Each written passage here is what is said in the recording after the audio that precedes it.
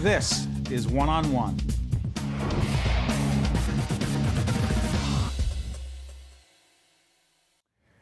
There she is, Barbara Mintz, Assistant Vice President, Wellness, Newark Beth Israel Medical Center. Good to see you, Barb. Good to be here, Steve. You've been with us many times. We've talked about nutrition and health and the obesity problem with children. Right. Talk to us about the Beth. A couple things going on. Right. You have, and we're going to show some pictures to back this up. What is the Beth Garden? Well, the Beth Garden was a project that we created. It actually started as an indoor farmers market a couple of years ago. We'd partnered with a greenhouse farmer in Orange, Garden State Urban Farms. The woman's name is Lorraine Gibbons. And we just, I think it was the month of December, we just started to bring some greens over to the lobby, our discharge, we call our discharge. Is that what we're looking at right there? Yeah, there you go. There it is. Looks green to me. Yeah. And it was in the middle of winter. And then I guess the spring of that year, we decided to start moving some of the earth boxes out into an empty lot across the street from the hospital. Earth boxes? Yes, earth boxes. Come on, Barb, what's an earth box? An earth box is a so big box of organic soil that you can plant probably, I would say you can produce at least 50 pounds of food in one box. So we put a bunch of those over in this empty lot, and all of a sudden we had this growing farm. We were able to produce close to 5,000 pounds of food in the 1 year. We actually tied it into our nutrition and wellness education programs that we have at the Beth. One of them is called Kids Fit. Yeah, it's called Kids Fit, right? Kids Fit, right. That addresses the obesity epidemic, pediatric obesity epidemic. And it is an epidemic. It is, and it's worse in places like Newark that don't have access to healthy food, which was why we created the garden to sort of complete that circle. I mean, you can teach people all day long how to eat and what foods to choose, and that fruits and vegetables are good for them, but if you don't provide the access to that food, you're really kind of missing a big piece of the education. So our children from that program were able to go over to the farm, the garden, and plant their own fruits and vegetables. Which was new for them. Which was very new for them. In fact, most of these kids didn't even realize that carrots came from the ground. They think they could pick them up in a supermarket with the ranch dressing already in it. And you know, the little boy that you saw in that picture had never tasted a radish before. He didn't even know what a radish was. So now he's growing them and eating them along with other fruits and vegetables. So let's put things in perspective. I mean, we've known Barbara for a long time. She's Newark Beth is part of the Barnabas Health system. We've done a lot of health programming connected to with Barnabas Health. But Newark Beth is in the heart of the South Ward of the city of Newark, a part of the city that struggled for a long time. Food desert is a term that's used a lot, and you would say it basically means? It just means that there is no healthy food available to lots of the people in the community, if not the entire, certainly the South Ward. There's no real supermarket. The closest one, lots of people would have to take a bus to get to, and it's very difficult. If you can imagine going grocery shopping, if you have a couple of kids and you have to get on 2 buses to go buy some healthy food, the local corner stores are usually where people shop, and they don't really have the healthy food that people need. You know, I remember when you first came into the Barnabas Health system and they first brought you into the Beth. I thought, okay, this is interesting. I know this is what Barbara does by background. Tell everyone what your background is to be doing what you're doing. Okay, I'm a registered dietitian.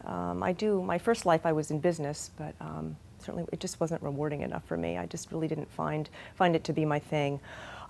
So I went back to school and became a registered dietitian and a personal trainer. So I have, that is really my first love. So I started out at the Beth as an outpatient nutrition counselor. And so it's so fascinating to me as I say to myself, the role of the hospital, a medical center in a community, doing these kinds of things. We want to certainly be there with the best care. All of Barnabas Health wants to be there with the best care for people that are sick, but to take care of our communities, we really want to make sure that we teach them how to stay healthy and well as well. I mean, as an institution, we have all of this knowledge, we have all of this expertise, our physicians throughout the system, our dietitians, nurses, physical therapists, all can teach people how to stay healthy and well. And the way to do that is to get out in the community and teach them in the very places that they're living their lives, in schools, in churches, building gardens, being able to complete that whole circle of education and access to being able to make a healthy lifestyle change. This is something that the CEO of Barnabas Health, Barry Ostrowski, and John Brennan, Dr. John Brennan, who heads up Newark Beth, we've talked about this a lot, and it's clearly an organizational mission. Yes. It permeates the entire organization. The Beth Challenge is always interesting to me. Yes. I remember a few years ago we started talking about this. Now, the Beth Challenge was an effort where, was it only people in the Beth at first? Yes. Okay, so put this in perspective. By the way, you should do this in your organization. We should have the Caucus Educational Corporation Challenge. We should have everyone do this, including our terrific team, not just in our control room, but guys on camera, Steve, Kip, John, listen to this challenge because it starts today. We're taping this program in the summer of 2014. Oh, wow, okay. Tell them the challenge and see if the team is ready to take it on. Go ahead. Okey-doke. This was the Beth Challenge. It was great. Go ahead. That's right. It started in 2009 just as a sort of the biggest loser contest. We thought we'd get 50 people joining, and we ended up getting 500. This is employees. And that, after 12 weeks of education and weighing in and holding themselves accountable on the scale and listening to me, helping them make healthier choices in the cafeteria and in their daily lives, we lost 2,000 pounds. 2,000 pounds? Yes. 2,000 employees. And tell everyone about Daryl Terry, who is the Yes. COO of Newark Beth, who is our great friend. Yes. He was the role model. He was. Actually, if it wasn't for him, I don't think this would have taken, it actually went into the community after that, which I'll tell you about in a minute, but Daryl was my first biggest loser. And he lost 45 pounds in the challenge, and he has been certainly the wind beneath my wings. I have to say, he is the biggest supporter of all of the efforts that I've done, that we've done in the hospital. He's been a role model. Super role model. In fact, we do have his pictures in the gym now too. So because It is a big deal. Yes, it is really a huge is. deal. And when your senior management team is behind you, and the employees of the hospital see that they are engaged, then they will become engaged. So, Before I let you go, the Beth Greenhouse, put that in Yes. perspective. well, the next project that we would like to do is build a greenhouse in a lot that's actually next to our behavioral health department, because we want to make this a year-round educational vehicle for the community, for the children, for the seniors.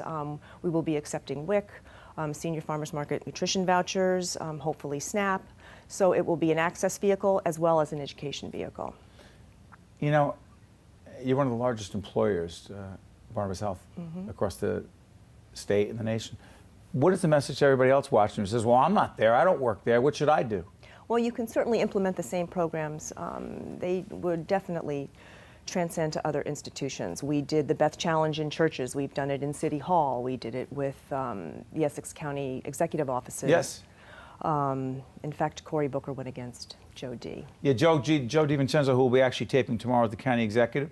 Cory Booker, who is now the U.S. Senator, will be joining us for a live call-in in a few months. So they went against each other. Yes, they did. So that's why Joe D's in the gym all the time. Oh, I'm hoping that's why he's in the gym. Yeah, but all I the saw time. him eating a hot. Never mind. Okay, we'll talk about that another time. Barbara Mintz is Assistant Vice President Wellness at Newark Beth Israel Medical Center, keeping us all doing the right thing. Listen, Barbara, you are terrific, Barbara. We appreciate you coming in. Thank you so much. Thank you. Thank you for having me. That's why we have great people here for one-on-one. That's why you have to stay tuned right after this. Stay with us. Thanks. One-on-One with Steve Adubato has been a production of the Caucus Educational Corporation, celebrating over 25 years of broadcast excellence. Funding for this edition of One-on-One with Steve Adubato has been provided by AmeriHealth Caritas, parent company of Perform Care, New Jersey Natural Gas, proud to support education in our communities, Johnson & Johnson, New Jersey Sharing Network, NJM, Choose New Jersey, and by Community Education Centers. Promotional support provided by The Record, North Jersey's trusted source, and NorthJersey.com, and by Commerce Magazine. Transportation provided by Airbrook Limousine, serving the metropolitan New York, New Jersey area.